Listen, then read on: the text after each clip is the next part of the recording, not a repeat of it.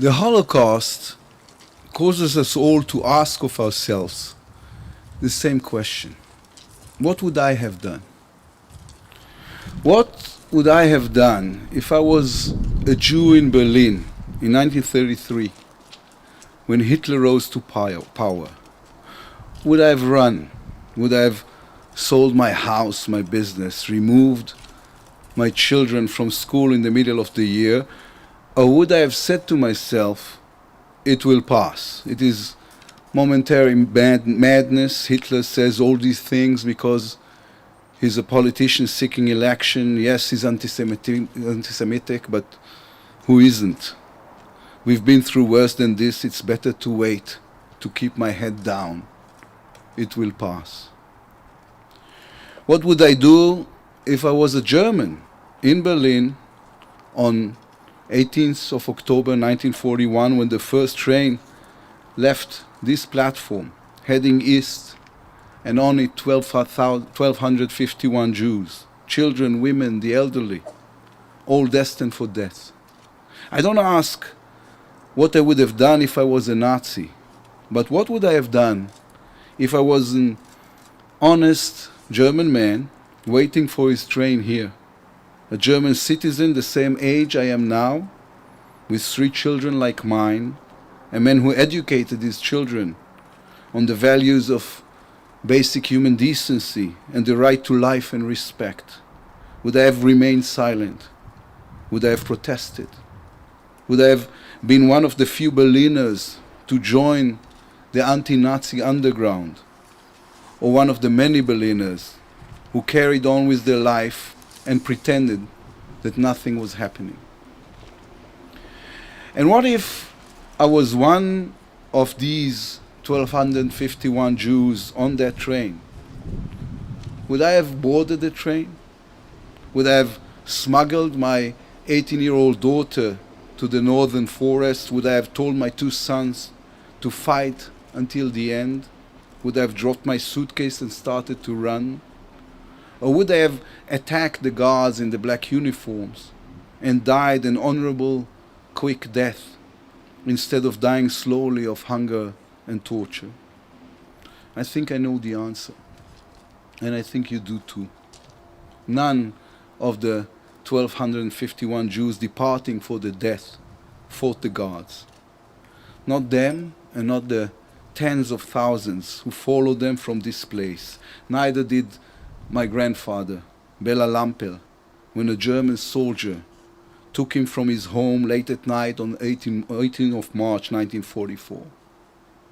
Bitte, said his mother, my great-grandmother, Hermine, to the German soldier.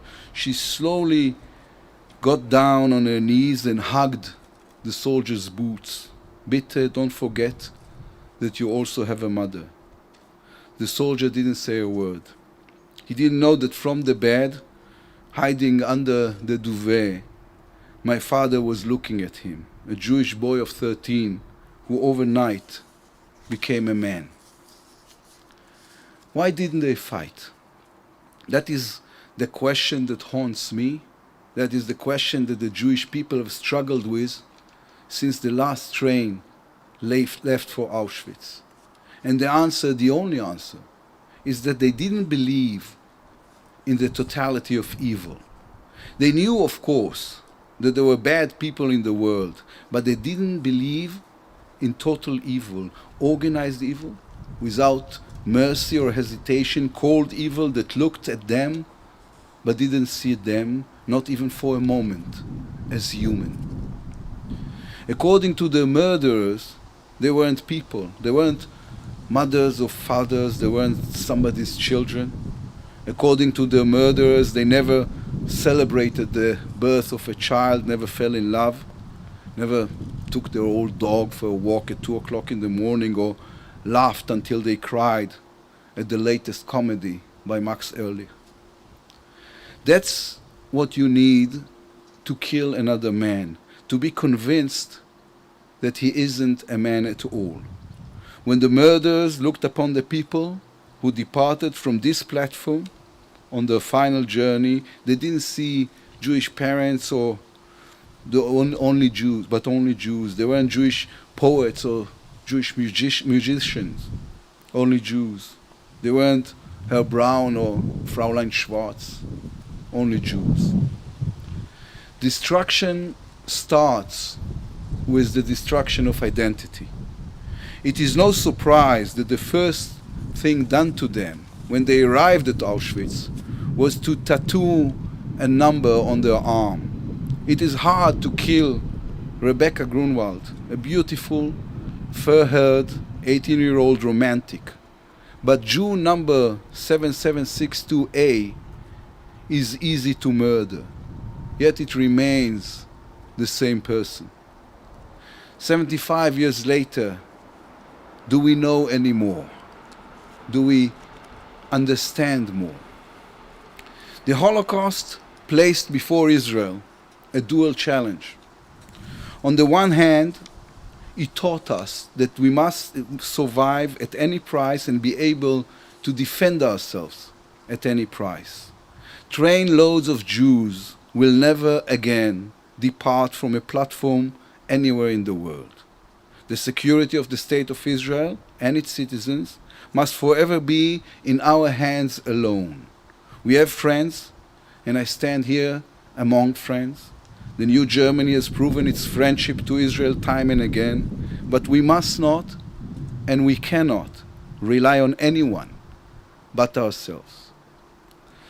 On the other hand, the Holocaust taught us that no matter the circumstances, we must always remain moral people. Human morality is not judged when everything is okay. It is judged by our ability to see the suffering of the other, even when we have every reason to see only our own. The Holocaust cannot be compared and must not be compared to any other event in human history. It was, in the words of the author Katzetnik, survivor of Auschwitz himself, another planet. We must not compare, but we must always remember what we learned.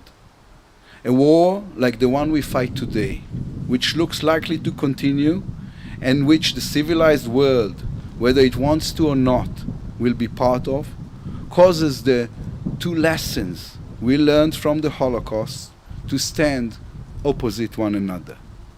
The need to survive teaches us to strike hard and defend ourselves. The need to remain moral, even when circumstances are immoral, teaches us to minimize human suffering as much as possible. Our moral test is not taking place in a sterile laboratory or upon the philosopher's page. In the past weeks, the moral test put before us has taken place during fierce and intense fighting. Thousands of rockets were fired at our citizens, and armed terrorists dug tunnels next to kindergartens with the aim of killing or kidnapping our children. Anyone who criticizes us must ask themselves one question. What would you do if someone came to your child's school with a gun in their hand and started shooting?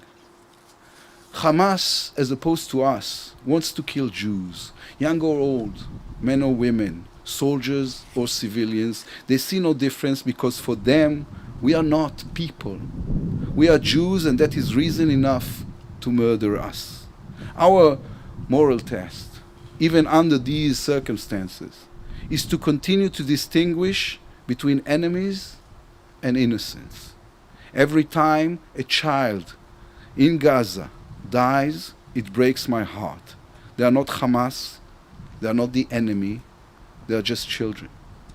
Therefore, Israel is the first country in the military history that informs its enemy in advance where and when it will attack, so as to avoid civilians' casualties.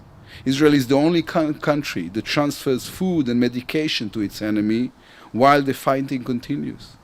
Israel is the only country where pilots abandon their mission because they see civilians on the ground.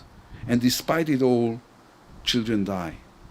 And children are not supposed to die. Here in Europe, And elsewhere in the world, people sit in their comfortable homes watching the evening news and tell us that we are failing the test. Why? Because in Gaza, people suffer more. They don't understand, or they don't want to understand, that the suffering of Gaza is the main tool of evil. When we explain to them time after time that Hamas uses the children of Gaza as human shields, that Hamas intentionally places them in the firing line to ensure they die, that Hamas sacrifices the lives of the young to win its propaganda war, people refuse to believe it. Why? Because they cannot believe that human beings that looks like them and sound like them, are capable of behaving this way. Because good people always refuse to recognize the totality of evil until it is too late. Time after time we ask ourselves why people in the world prefer to blame us when the facts so clearly indicate otherwise. Across the world, fanatic Muslims are massacring other Muslims. In Syria, in Iraq, in Libya, in Nigeria, more children are killed in a week than they die in Gaza in a decade. Every week, women are raped, homosexuals are hung, and Christians are beheaded. The world watches, offers its polite condemnation, and returns obsessively to condemning Israel for fighting for our lives. Some of the criticism stems from anti-Semitism. It has raised its ugly head once more. To those people we say, we will fight you everywhere. The days when Jews ran away from you are over. We will not be silent in the face of anti-Semitism, and we expect every government in every country to stand shoulder to shoulder with us and fight this evil with us. Other critics, perhaps more enlightened in their own eyes, prefer to blame us for what happens in Gaza because they know we are the only ones who listen. They prefer to focus their anger upon us, not in spite, but because we are committed to the same human values which Hamas rejects: compassion for the weak, rationality, protection of gay people, of women's rights, of the freedom of religion and freedom of speech. Let us not fool ourselves. Evil is here. It is around us. It seeks to hurt us. Fundamentalist Islam is an ultimate evil, and like the evil which came before it, learned how to use our tools against us, our TV cameras, our international organizations, our commissions of inquiry, and our legal system. Just as terror uses rockets and suicide bombers, it uses our inability to accept that someone would sacrifice the children of their people just to get a supportive headline or an eye-catching photograph.